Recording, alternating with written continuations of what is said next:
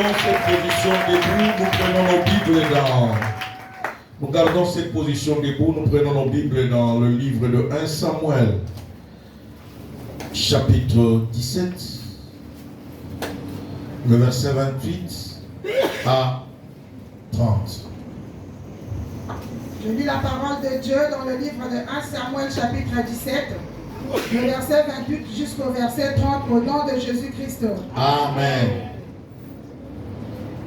Eliab, son frère aîné, qu'il avait entendu parler à ses hommes, fut enflammé de colère contre David et il dit: pourquoi es-tu descendu? Et à qui as-tu laissé ce peu de brebis dans le désert? Je connais ton orgueil et la malice de ton cœur. C'est pour voir la bataille. C'est pour voir la bataille que tu es descendu. David répondit: qu'ai-je donc fait? Ne puis-je pas parler ainsi? Et il se détourna de lui pour s'adresser à un autre. Et fit le même question. Le peuple lui répondit comme la première fois, parole de l'Éternel. Amen. Salut au moins 2-3 personnes et dites-leur que tu as bien fait d'être là cet après-midi. S'il ne sourit pas, pose-lui la question: pourquoi tu ne souris pas? Dis à ton voisin: tu as bien fait d'être là ce soir. Dis-le très bien: tu as bien fait d'être là ce soir. Alléluia. Est-ce qu'il y a quelqu'un qui peut dire amen très fort?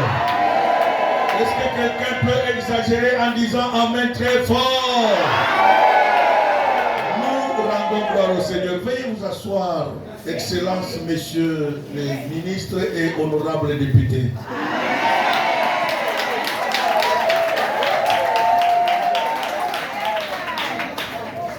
Nous rendons gloire au Seigneur qui permet que nous puissions être là encore ce soir pour partager la parole de Dieu.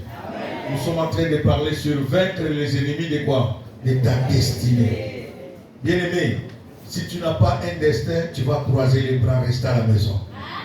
Si tu sais que tu as une destinée auquel Dieu t'a destiné, auquel tu dois entrer, tu focalises tout, tu focuses sur cela, je sais que tu ne manqueras jamais ce séminaire. Parce que nous sommes en train de donner des vérités qui vont changer la vie de quelqu'un. Le mal, c'est quoi? La Bible insiste dans Osée, il dit: mon peuple détruit parce qu'il manque quoi? La connaissance. Et les gens croient connaître, et or ils ne connaissent pas. Et ils en souffrent. Et moi, je suis fatigué maintenant de prier pour des gens tout le jour. D'ailleurs, je décourage au cureur de prier pour des gens. Lundi, il est avec toi. Mardi, il est avec toi. Non, non, ça c'est la sorcellerie. Dites amen. Nous devons suivre la voie de notre maître, de notre Seigneur. Jésus n'a prié pour une personne 2 fois, c'est l'aveugle. Tout le monde c'était une fois. D'ailleurs, Jésus ne priait pas pour les gens. Lisez bien les évangiles. Personne ne me contredira. Lisez bien les évangiles. Jésus posait plutôt la question: que veux-tu que je fasse de la vie? Quand tu dis que je recouvre la vie, Jésus, ta foi t'a quoi? Il n'a même pas prié pour la personne, mais la foi quoi? Ce n'est pas la foi de Jésus, c'est ta foi toi. Donc si tu veux vaincre l'ennemi, tu dois avoir la foi. Ça dépend bien, mais écoutez-moi. Dans la souveraineté de Dieu, Dieu nous a donné tout ce que nous avons besoin. Maintenant, c'est à nous qui n'arrivons pas à recevoir. Aujourd'hui, je vais beaucoup insister aussi sur les œuvres de la foi pour que vous compreniez comment vaincre. Tu ne peux pas vaincre tes ennemis sans la foi. Nous prenons l'histoire de David que nous venons de lire tout à l'heure. Le texte qu'on nous a lu, la Bible déclare: David a été envoyé par ses parents parce qu'il revenait du champ. Et sa mère lui dit: que fais-tu là? Il dit: non, je suis venu vous voir. Il dit: attends, je vais te donner le repas, tu vas le suivre tes frères qui sont au front en guerre. C'était à l'époque où Israël était attaqué par Goliath. Et les frères de David étaient dans l'armée. Alléluia. Les frères de David, les grands frères, tous les aînés étaient quoi? Dans l'armée. Et maman dit, quand je vais te donner le repas, tu vas apporter à tes frères et tu nous ramèneras les nouvelles de tes frères au front. Lui, il était le cadet de la famille et son travail était de garder les brebis de son père.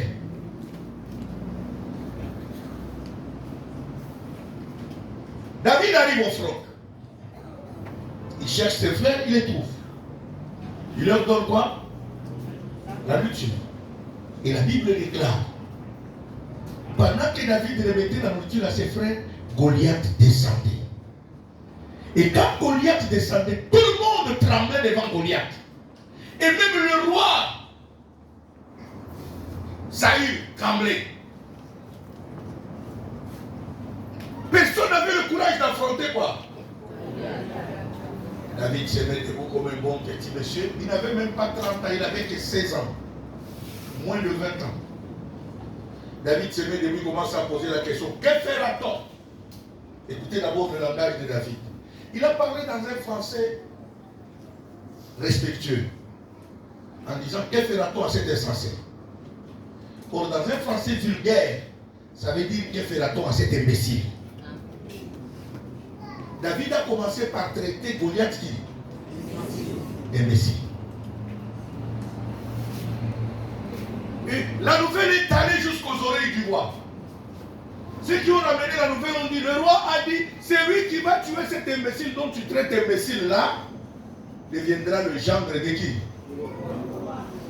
Et il sauvera sa famille en Israël. David dit, je n'ai bien pas entendu. Il a continué à poser la question. Et son grand frère a entendu. Le verset 29, au verset 28, la Bible dit, son grand frère lui dit, toi, qu'est-ce que tu es venu faire ici? Parce que son grand frère l'a trouvé en train de poser quoi? Bien-aimé, un homme de destinée ne croise jamais les mains. C'est quelqu'un qui doit se renseigner pour sa vie. Parce qu'il cherche à savoir qu'est-ce que je dois devenir quoi? Demain. Tout chemin qu'on lui montre, voici le chemin qui vont faire que demain tu réussisses. Il a marre dans ça. C'est un homme de principe.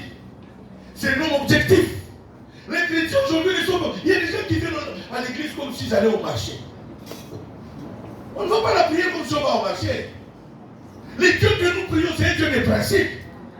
Si tu respectes ces principes, tu vas sa gloire. Tu refais de respecter les mais c'est toi qui vas souffrir. David avait l'objectif. Pourquoi? David connaissait sa destinée.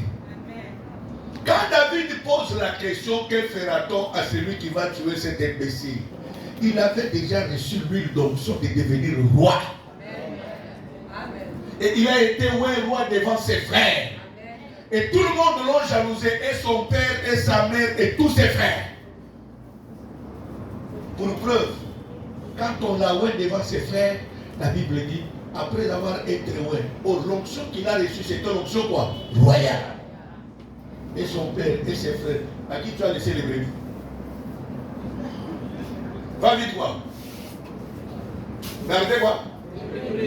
Laisse-moi vous dire, quelqu'un à qui Dieu a pointé du doigt n'est jamais orgueilleux.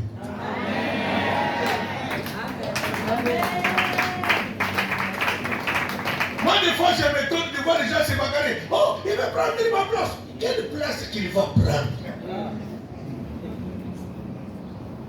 Est-ce que vous savez que jusqu'aujourd'hui, malgré que je ne suis pas au ministère, personne n'a jamais pris ma place? Posez la question, vous dites. Un élu de Dieu, on ne lui arrache jamais sa place. J'ai toujours dit aux femmes mariées, maman, même si on t'apprend que ton mari a une maîtresse, ne t'en fais pas. Chez la maîtresse, il ne va pas dormir. 22 heures, il va revenir chez toi. D'ailleurs, pour rentrer chez toi, il tremble. Hein? Posez la question, papa, malgré qu'il peut faire le gros dos là, mais il fait quoi? Pendant que toi, une petite maigrichonne là. Parce que tu as de la valeur. Dieu a fait de toi première femme. Il t'a imposé dans la vie de cet homme. Voilà pourquoi même quand il vient, comment ça fait comme ça? Est-ce qu'elle est réveillée ou elle dort encore? Si elle apprend que tu es réveillé, aïe aïe aïe, il commence à chercher le mensonge. Dites amen. Amen. Pendant ce temps, quand tu te tues pour rien, tu oublies que Dieu t'a donné quoi? De la force.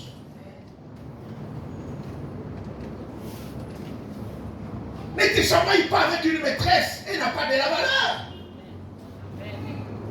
Si elle avait de la valeur, l'homme aurait dormi là-bas. Dites Amen. L'homme va là-bas, il n'y a même pas une chemise là-bas, même pas une chaussette. Tout c'est chez toi. Est-ce que j'ai pas la quelqu'un? Tu t'abaisses pour rien. Quelqu'un qui est appelé par Dieu devant le combat de la destinée, il n'a pas peur. Oh, quelqu'un va prendre ma place, quoi. C'est parce que tu ne te connais pas. Moi, quand bien je me connais qui je suis. Je connais la grâce que Dieu m'a donnée. Et je ne me précipite pas. Et dans l'œuvre de Dieu, bon, il n'y a pas de compétition dans l'œuvre de Dieu. Chacun a sa grâce. Dites Amen et plus fort.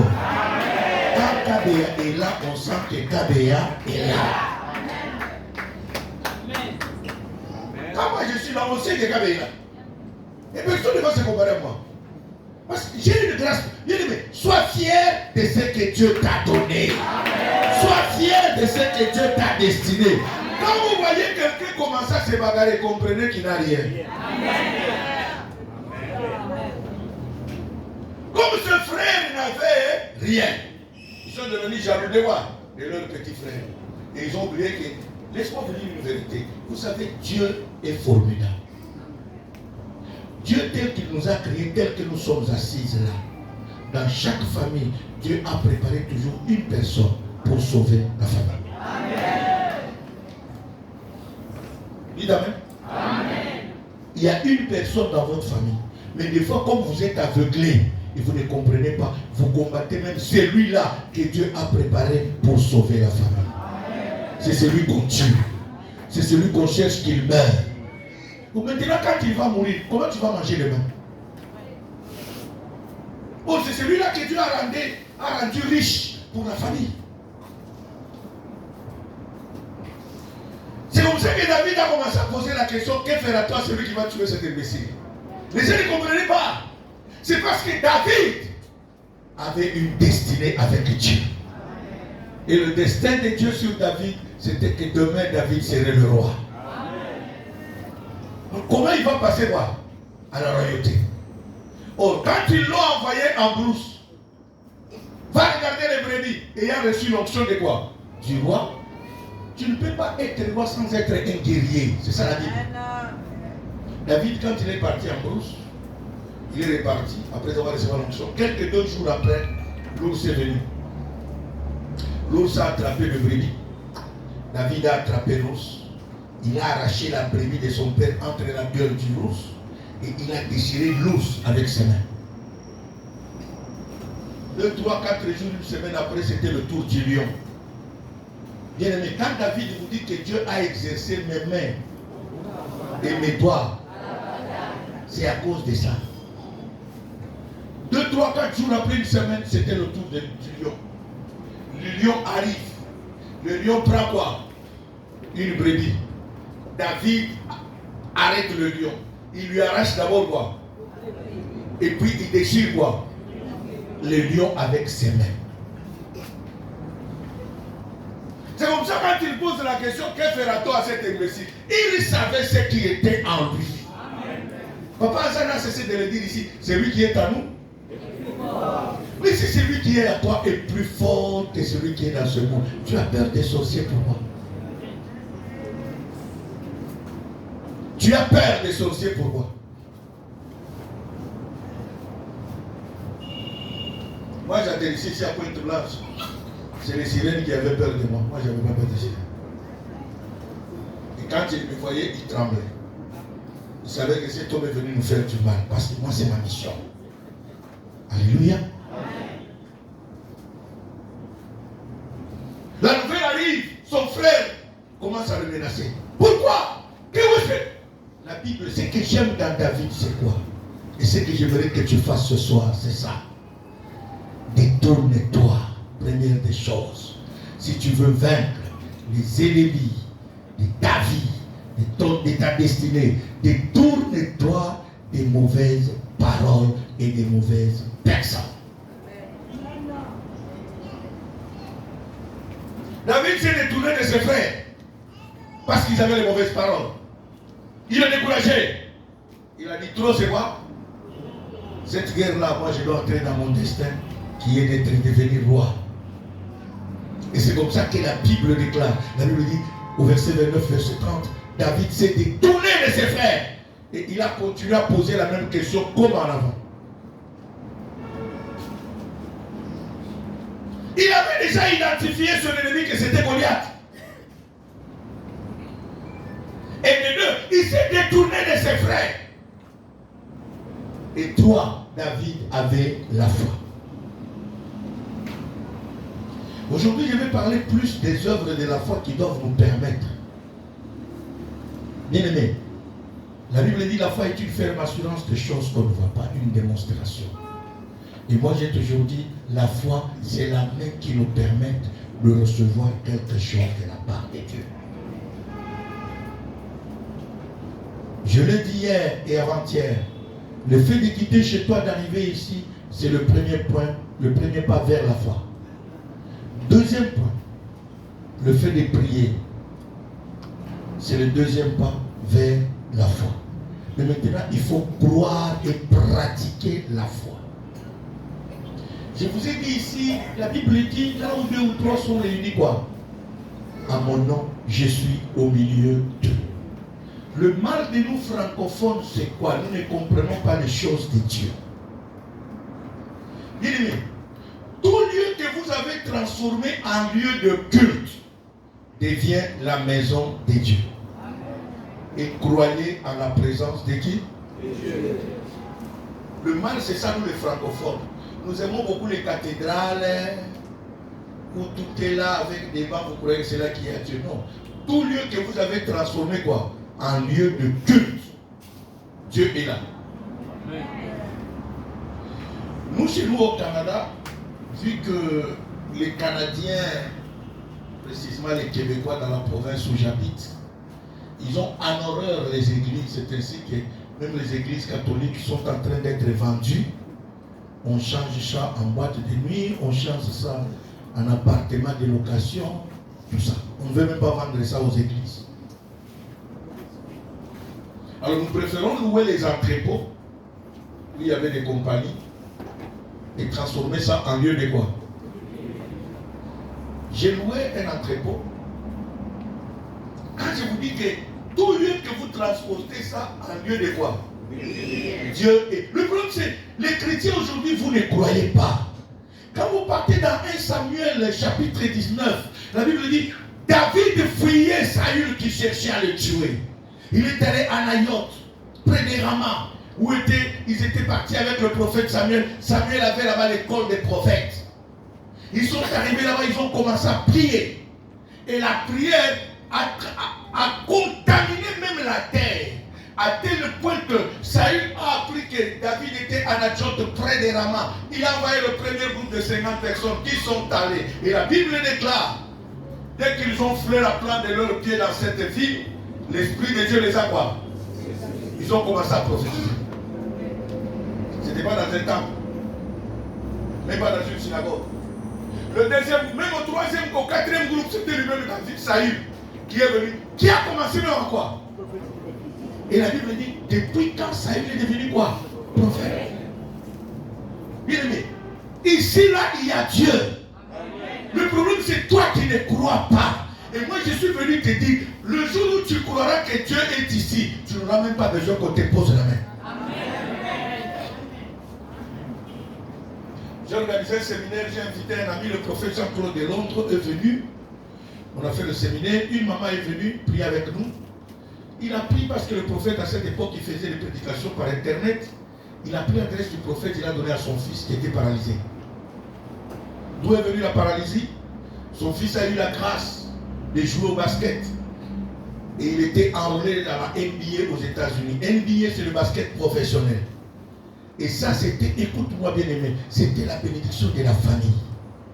Mais comme nous sommes pressés sans discrétion, ils ont dévoilé ça à la famille. Le contrat que l'enfant avait signé, quand tu signes un contrat pour aller jouer le basket international, professionnel aux États-Unis, le minimum du salaire à la NBA, c'est $1 million. $1 million américains. Et le garçon était retenu depuis l'école pour aller jouer quoi? Le basket. Papa prend le téléphone, appelle le Congo. Moi ici, Dieu m'envoie. C'est comme mon père aussi avait connu cette bêtise. Il était un ouvrier de la Gigamine, il achète sa petite voiture Toyota, il prend la lettre, il écrit quoi? Au moins ici, Dieu m'envoie. J'ai acheté même quoi? Une petite voiture d'occasion. Il vient de fermer la bouche, bien aimé. La semaine qui a suivi, la maison était pleine de visiteurs venant du village. Il y en a d'autres, je ne sais pas vous expliquer quel lien nous avons entre lui et moi. Uniquement parce qu'il est membre du village. Il atterrit quoi? Et quand il atterrit comme ça, vous les savez comment on fait, non? Vous les enfants, vous quittez quoi? Qui prend la chambre? Ça sont des choses que j'ai dit, fini la récréation. Chez moi, mes enfants ne vivront jamais. Ils n'ont jamais vu ça. J'ai dit, pas chez moi. Mon enfant, il est dans son lit, il reste quoi? Vaut mieux que je cherche une maison qui a plus de chambres. Comme ça, on va dans la chambre. Pas que,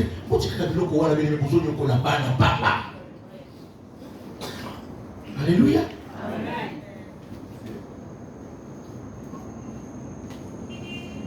Il faut connaître bien aimé à quoi Dieu t'a destiné. David était vert. C'est comme ça que David s'est détourné. Il a dit trop. Ici, là, c'est mon destin qui est en jeu. Le Goliath, là, moi, je vais le mettre par terre. Bien-aimé, ne crains pas le Goliath de ta famille. Ne crains pas le Goliath des Pointe-Noires. C'est un petit Dieu. On organise le séminaire avec le prophète Jean-Claude. D'abord, le fils, dès que son père dit ça au village, bien aimé, le fils tombe malade. À une semaine de voyager aux États-Unis. C'était maladie croyant, maladie passagère, non? Maladie a cloué le petit par terre, il est devenu paralysé. Le garçon est devenu en chaise quoi? C'est comme ça que sa mère prendra le numéro, l'adresse du prophète, il donnera à l'enfant. Plus l'enfant suivait ça, et un jour l'enfant a entendu une voix qui lui dit que fais venir ce prophète-là de Londres à Montréal, il priera pour toi, tu vas marcher. Sa mère m'appellera, on organisera, ils t'ont donné l'argent, j'ai envoyé, le prophète a pris le billet, le prophète est venu, moi j'ai organisé le séminaire à l'église. La maman dit non, il va dormir chez nous. J'ai dit maman, chez toi il n'y a pas de promesse. Mais à l'église, il y a quoi? Parce que Salomon avait dit, quel que soit le problème qui surviendra, Seigneur, si là où ils sont, ils tournent leur regard vers ce temple où ton nom est évoqué, Seigneur, tu haut des cieux, exauce. Bien aimé, ici, là, il y a Dieu. Donc, je suis venu te dire qu'ici, là, il y a quoi? Quand tu quittes chez toi, crois que je veux rencontrer un Dieu vivant, capable à changer ma situation.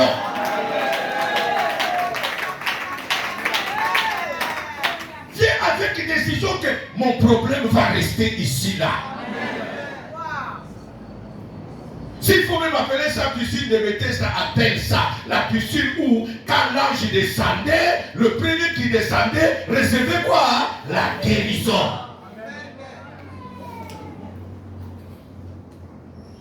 La maman dit, mais pasteur, on va faire comment? On a fait venir une maman. Chez toi, il n'y a pas de promesses. Mais moi, dans l'entrepôt, là, il y a quoi? Je suis passé chez Canadian Tire, c'est un magasin. J'ai acheté le matelas gonflable. Et je suis passé à la maison, je les ai pris, j'avais ma voiture. Je les ai pris, maman et son enfant, je les ai internés où? À l'église.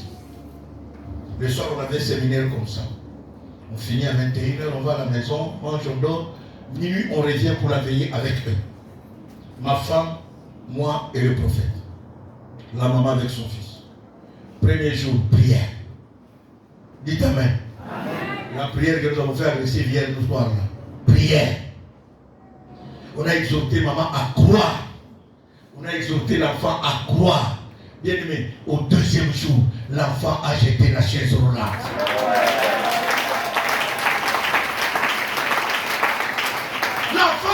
Il n'est plus là jusqu'au jour où je vous parle. C'est un garçon qui marche. Il était devenu même le DJ de mon église. C'est lui qui installe les instruments. Il a dit, je n'ai autre chose à donner à Dieu si ce n'est que le servir. Bien-aimé, quand tu crois, David croyait en un Dieu. S'il a tué Goliath, c'est ce que David croyait. Il a dit à Goliath, tu viens devant moi avec l'arc et la lance et le javelot. Mais moi je viens devant toi au nom de l'Éternel des armées, au Dieu d'Israël que tu as insulté. Moi je suis fier de mon Dieu. Non, je parle à quelqu'un, je suis fier de mon Dieu. Je ne sais pas quel est le Dieu en qui toi tu as cru. Voilà pourquoi les choses ne changent pas. Parce que d'abord, toi-même tu ne crois pas que Dieu est capable de vaincre tes ennemis. Même un faux rêve, tu trembles. Non. La première chose, crois que Dieu est capable de tout. Amen. Et tu as un Dieu puissant devant lequel nul ne peut résister. Amen.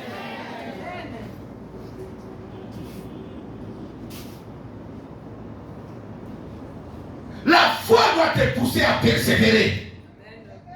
La foi doit te pousser à ne pas lâcher. La foi. Quelqu'un qui croit. Je me rappelle en 2000, on avait encore le président Mosé Kabila, Congo démocratique. Et à cette époque-là, tous les militaires, il n'y avait aucune personne qui avait les grades. Tous étaient des commandants. Tous étaient quoi? Un dimanche, j'ai prêché l'évangile comme je le fais là. J'ai prêché sur un Samuel, sur l'histoire de David, comment Dieu a oint David. Dans 1 Samuel chapitre 16, la Bible dit, Dieu dit à Samuel, prends ta corne, va dans la maison de Jessé, tu vas oindre l'un de ses fils comme roi à la place de qui? Parce que Saoul, je l'ai déjà voir. Et j'arrive sur ce verset, j'ai commencé à faire des commentaires, j'ai dit, il y a quelqu'un qui est ici qui fait les intérims. Mais Dieu m'a dit de te dire que le bureau dans lequel tu fais l'intérim, Dieu a déjà rejeté le propriétaire et ce bureau-là, c'est ton bureau à toi. Il y a un papa qui prie avec nous, il était derrière au ministère. Il était gros. Dès qu'il a entendu ça, il s'est vidé. Moi, je ne savais pas qu'il faisait, je ne le connaissais même pas.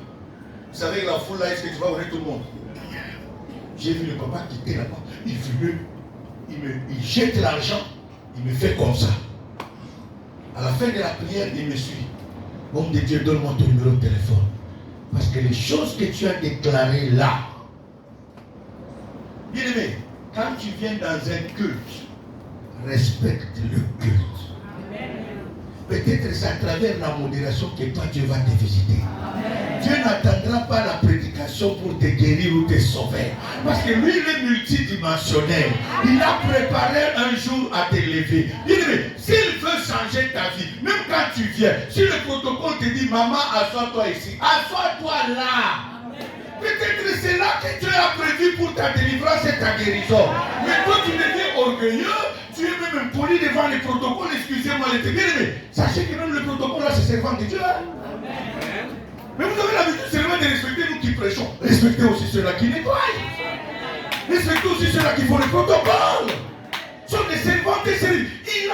Quand Dieu prépare le jour où Dieu a destiné pour te sauver, pour te guérir, pour te délivrer, tu ne connais pas. Qui Dieu va utiliser, tu n'es. Bien aimé, j'étais dans mon introduction, pas dans la prédication. Le papa s'est mis debout. Il est venu avec l'argent, il a mis dans le panier, il m'a fait comme ça. Pour lui, c'était tout le message. Après le culte, il m'a dit, donc Dieu, donne-moi ton numéro. Je lui donne mon numéro. Le lendemain, lundi, le monsieur m'appelle. Je n'ai pas prié pour lui. Dites Amen. Amen. Je n'ai pas voir. Mais c'est l'acte de la foi qu'il a posé.